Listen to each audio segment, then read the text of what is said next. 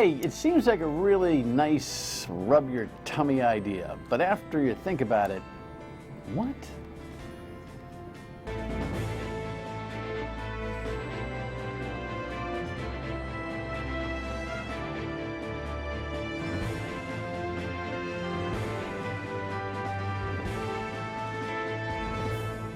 The Dan York State of Mind program is brought to you at part by Lookout Rhode Island and Taco Comfort Solutions. You know, sometimes we just get caught in a way of doing business and it just goes on, and you ask yourself the question, you know, why do we do it this way? You say, well, I don't know, it's kind of the way we've been doing it. But why? I don't know, it's because the way we've been doing it. And what's interesting about the story we're going to talk about, amongst a couple of things with our guest this evening, is that this kind of way of doing it is just embarrassing.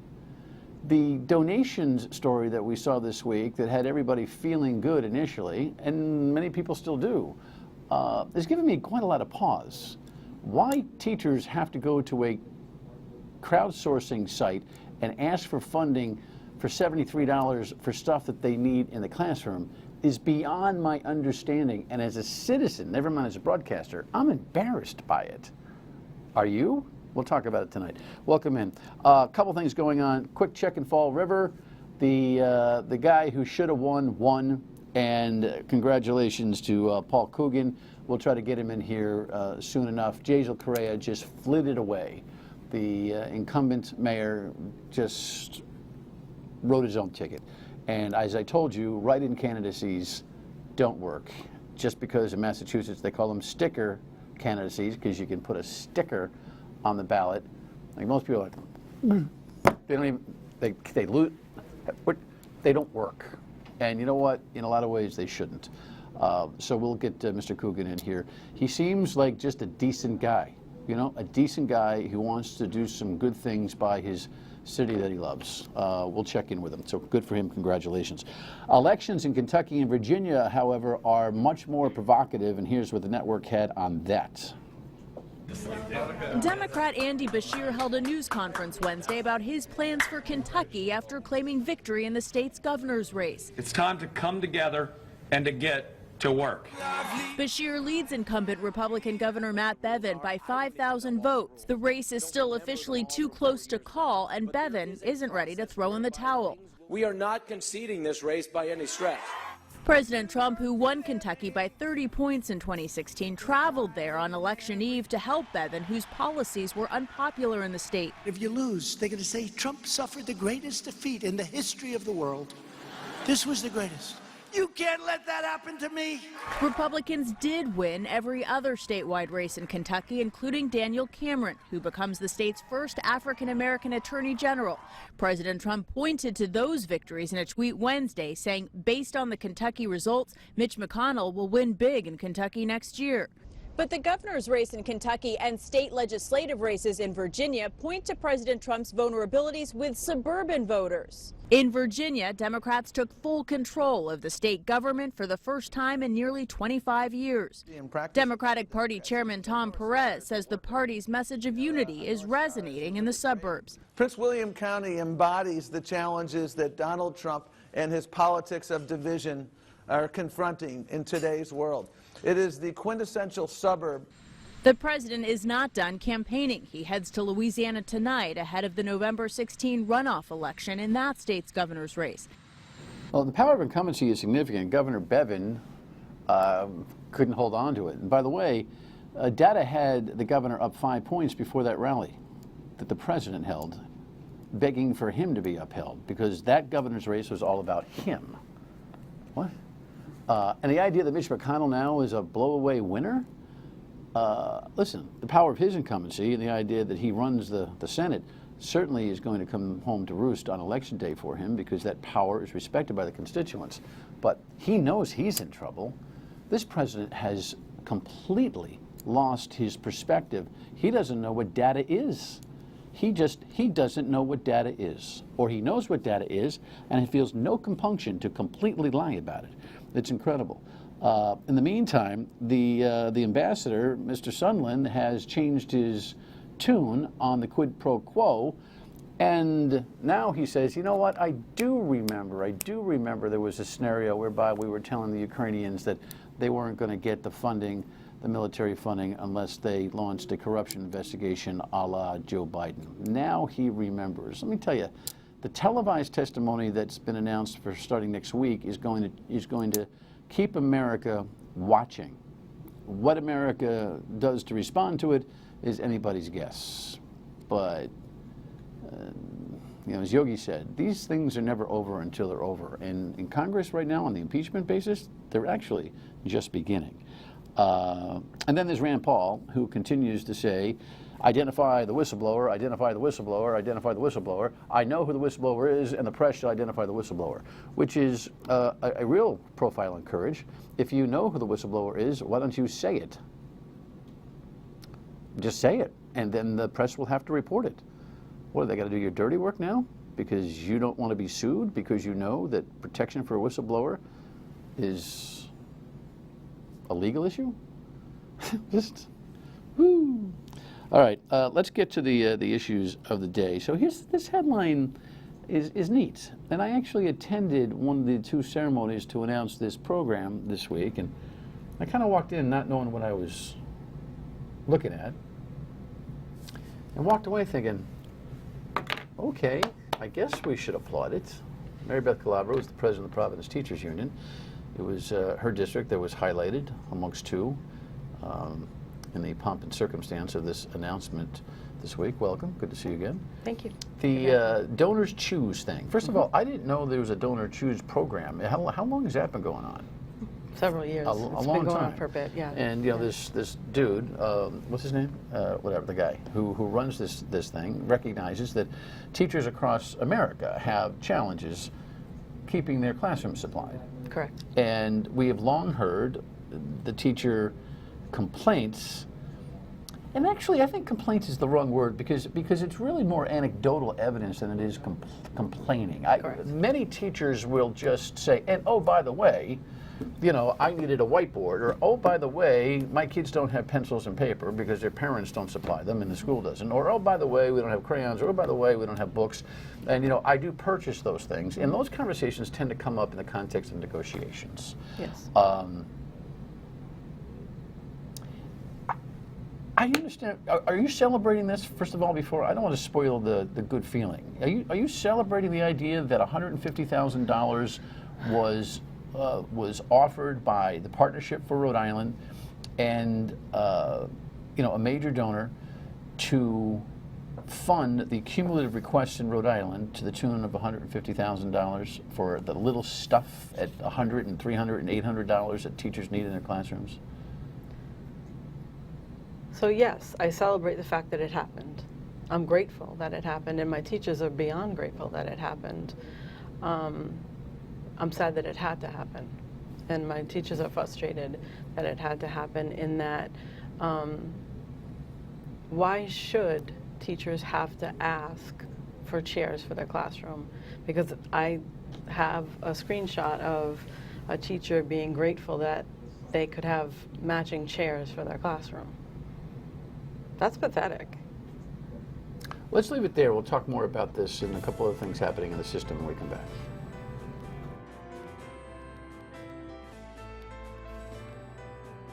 We feel very honored today to be here, to be able to give you those materials.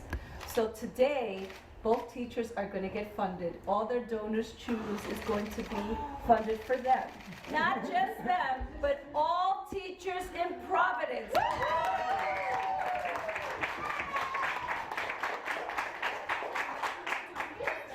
And not just them, we are funding every Donors Choose project in the state of Rhode Island.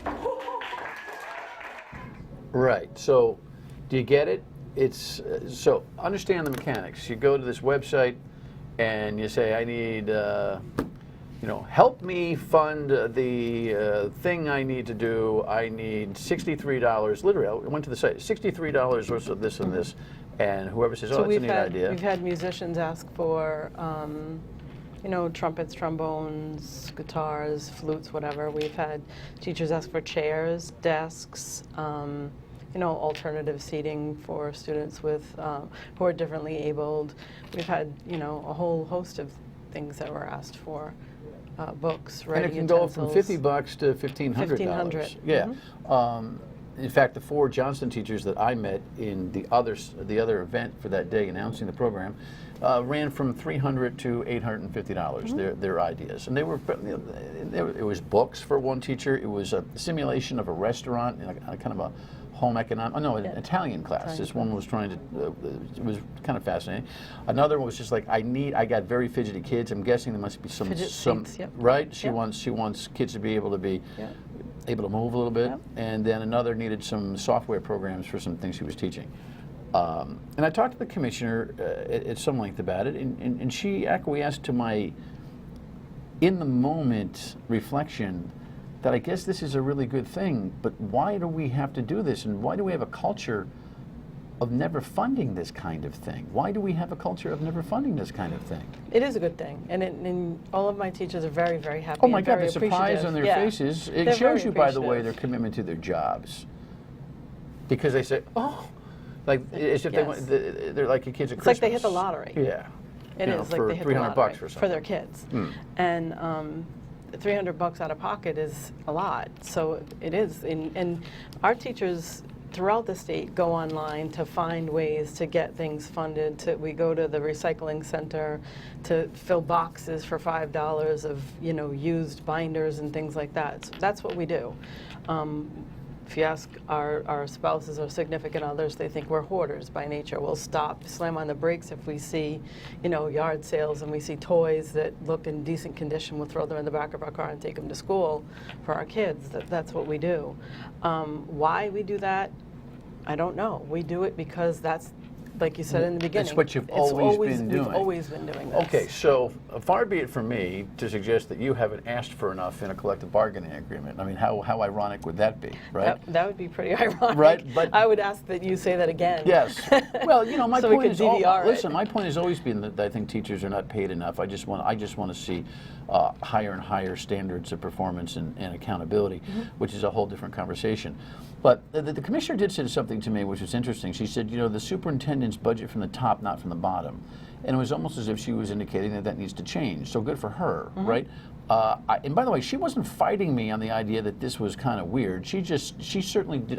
There's a little bit of a tone, and I understand. She's a little aggravated, I think, that I may have even asked the questions in the sense that, hey, this is a special day. Let's not dump on it. Let's not muddy the waters. And I Yep. get that. And I Yep. don't want to dump on it either.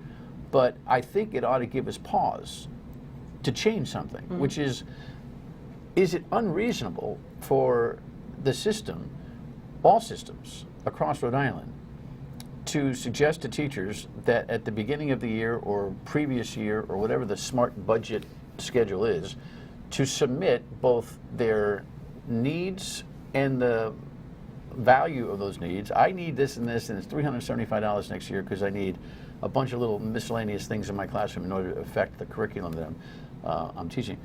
Submit that for approval and get it funded, and that even the collective bargaining agreement can call for up to what, like $1,000 with approval stipend, even if it's not paid direct to the teacher. That they buy this stuff for the. And get reimbursed. Why can't that happen? We've never asked. Well, you should. You're right. I think You're think this. I mean, forgive me, but I think you should. If this story just leads to more donation requests, in a way, begging. That's what we do. Well, then I don't think the moral of the story has been found. No, you're right. You're And absolutely think about right. it. It's 150 grand across the state. 131,000 was being dispersed this week. There was $19,000. I'm sure there's a lot of teachers going, what? You know, Yeah, right? I You know, know, I know. the race for the Yeah. balance of the $19,000 across the state. But if it really is, say, it's $250,000 statewide, Yeah. come on. But I've often said that we don't do a lot of things right in terms of procurement either. So I think in a state this size that we should all get together, barring barriers, barring geographics, and we should negotiate with vendors a price for copy paper. don't you think that if all 39 districts got together and bargained with whatever entity, I won't use names, but whatever entity sells copy paper, that we could get a far better price than if my district did it, and then Johnston did it, and then North Providence did it? Don't you think that there's more power? Look at you, the Democrat, looking for centralized finance.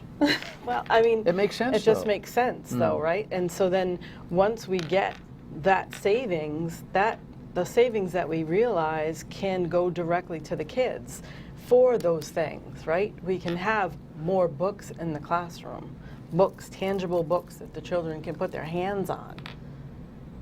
We can have crayons. We can have science, actual hands-on science experiments that kids can use on a regular basis.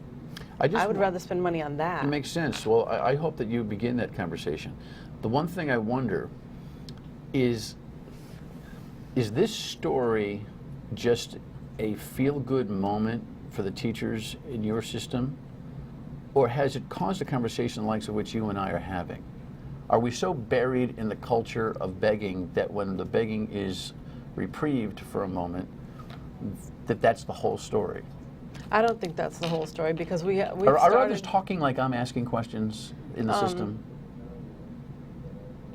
I mean, I think it's the most glaring moral of this story. It's glaring. Are we so buried in how it's been that it's not glaring? There's a lot of... I think that I say this all the time, that our teachers are, it's like the physical plant, right? They don't know what they don't know. This is the way it's always been. So meaning the conditions of the building, right? So we walk into our buildings, and these are our buildings. So we accept it. Then we go to a professional development outside, and if we go to a professional development in one of the new buildings in North Providence, we say, oh my gosh, this is what the real world is.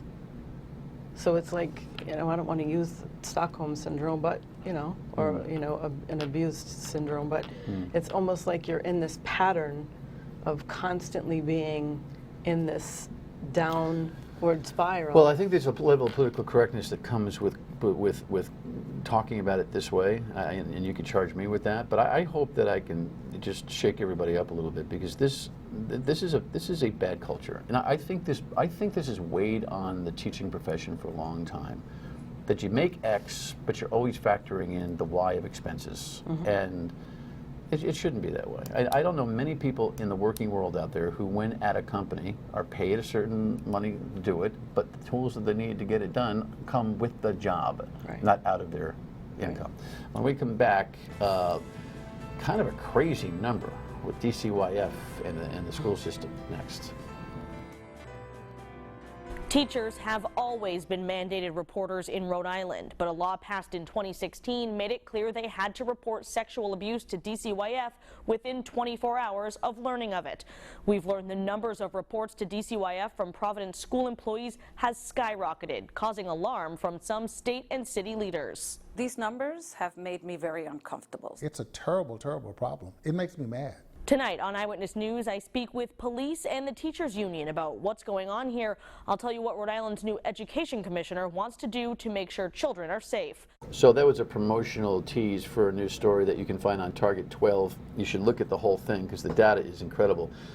600, 700% increases. A lot of this starts with the Violet Lamar case. The principal at Kazarian Elementary School, who was charged with a misdemeanor crime for being tardy and not reporting quick enough that a gym teacher had been accused of some issues there. You were pretty upfront on all that stuff. You haven't tolerated a lot of that crap from within your industry. But what do you think? Is this a case of more problems? When you see data shoot up like it did, not really like a trend, it went like this. It seems to me there's a little bit more neuroses, amongst the teaching industry than there is investigative worries. Correct. So what do you do about that? So in the first year after the law was changed, Senator Goodwin's law came out, there was an extreme knee-jerk reaction by the district. And so with little to no training, done by anyone in the district. The law required immediate reporting to DCYF. Correct. For anybody who was who had a custodial relationship with a kid. Correct. And a lot of it was like not even up the chain. It was boom, No, right it to was DCYF. Pick up the horn. immediately to DCYF Yeah. and the Providence Police. And Ms. Lamar, as I remember, I went to the trial. Wasn't even fully aware of a lot of the ramifications of the law because it wasn't well communicated down to the Correct. system. It wasn't communicated at all at the time. And so what ended up happening was, in a response to that lack of communication as a result of the hearings and the trial, then there came this form that we all had to sign, and so we all signed it, and what ended up happening was, it was, if you perceive something to be inappropriate, if you see something that you don't feel comfortable with, and then the conversation became, if you and I are talking in the teacher's room and someone overhears it, if I'm talking to you and I say I saw, you know, so-and-so hug a student, then you have to report it, and then anyone in the teacher's room who heard it has to report it. So each one of those conversations counts as a report. So it was anyone within earshot of the conversation had to report. And it just ballooned. And then if I went... We are a crisis culture, aren't we? The pendulum, nothing gets done No, for things that need it to be done. swung And then, so far to right? the other side. It was horrifying. And so everyone was in panic mode. No one wanted to be that person who didn't report something. So I only got a minute. What's happening now? So last year we had a decrease because then we went to Superintendent Marr at the time, said that things would come to him first. He would determine whether they met the level of sexual, because none of them was sexual assault. It was hugging a kid or whatever the case may be, not inappropriately, obviously, not rubbing up and down and all of that. And to be clear, no one in the Providence Teachers Union has ever condoned or will condone or will acknowledge or support anyone who is inappropriately touching, having relationships with students. That is absolutely unacceptable, always has been and always will be, as long as my board and I are in charge. We still need a law regarding it. And we absolutely do. You know? We absolutely do. It's anyone in custodial care. Yeah. Anyone in custodial care. I've been clear about that. All right. Well, it seems to me that the data is inflamed. It was significantly The problem is not necessarily increasing, Absolutely but the not. environment around the Absolutely problem. not. The environment. And then what had happened was teachers were out for a long period of time, and then students were figuring out that the way that they could get rid of their teacher was to say, make an accusation. He or she touched me. Not an easy life for you guys. 10 seconds. Negotiations with the commissioner, tentative, or what's happening? We're about to start. You are? We are about to start. Bullish about it? Feel good? I'm ready. I'm ready to go. I've done my research. I know she's done hers. Sounds like a pay-per-view, $29.95. Tune in. Let's get ready. Thanks, Ella. Let's get ready to rumble. Thanks very much. Final Thank word you. and we come back. Tomorrow night we'll take a look at some of the results on an off-election year for us, the non-election year for Massachusetts, Kentucky, Virginia, the implications for the region and for Washington. Joe Fleming, our pollster and political consultant, will be here to bang all the numbers out. We'll talk to you on the radio at 3 tomorrow on WPRO. Thanks for tuning in. Good night.